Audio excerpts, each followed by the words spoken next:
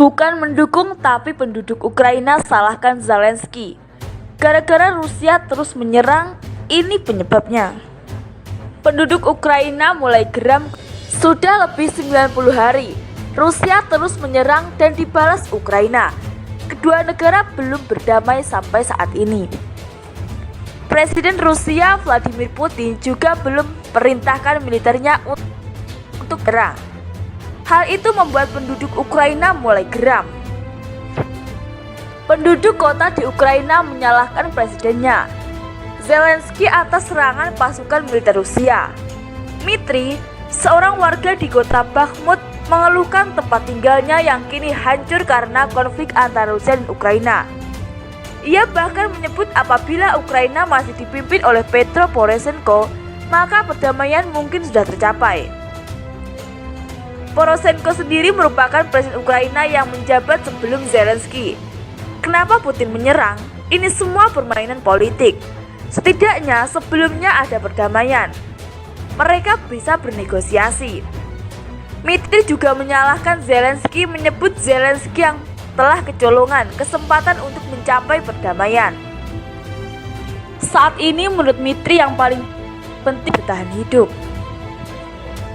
Di sisi lain, penjabat Rusia menyebut Presiden Ukraina Volodymyr Zelensky ditekan oleh pihak Barat. Hal ini membuat lawan Presiden Rusia Vladimir Putin itu terus saja meyakini negaranya bisa menang melawan Rusia.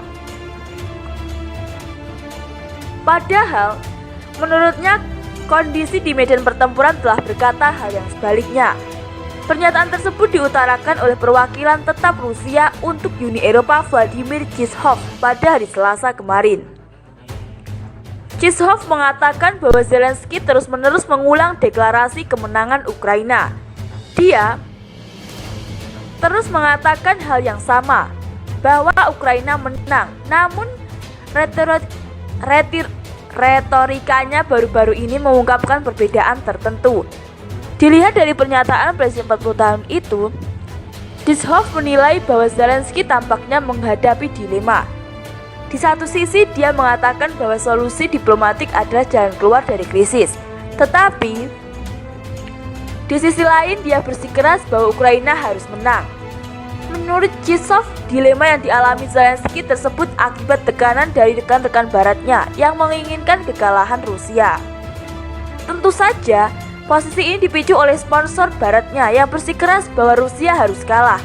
Bahkan, mereka yang tidak mengatakan bahwa Ukraina harus menang, jelas mereka akan kecewa.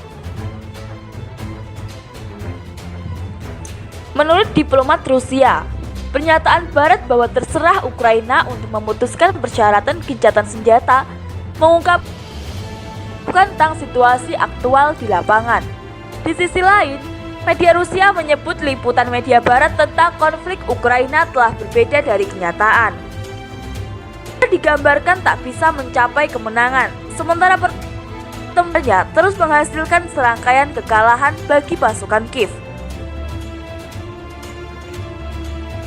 Nyatanya, Ukraina telah kehilangan kendali atas dua kota besar, meskipun mendapat dukungan yang belum pernah terjadi sebelumnya dari AS dan sekutunya.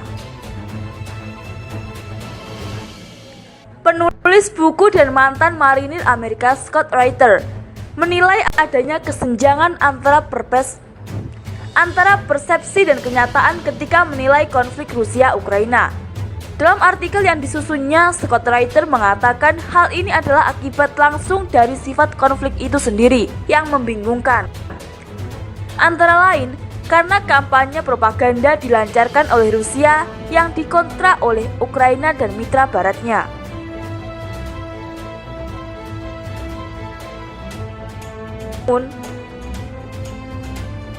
Baik pemerintah maupun media enggan alam.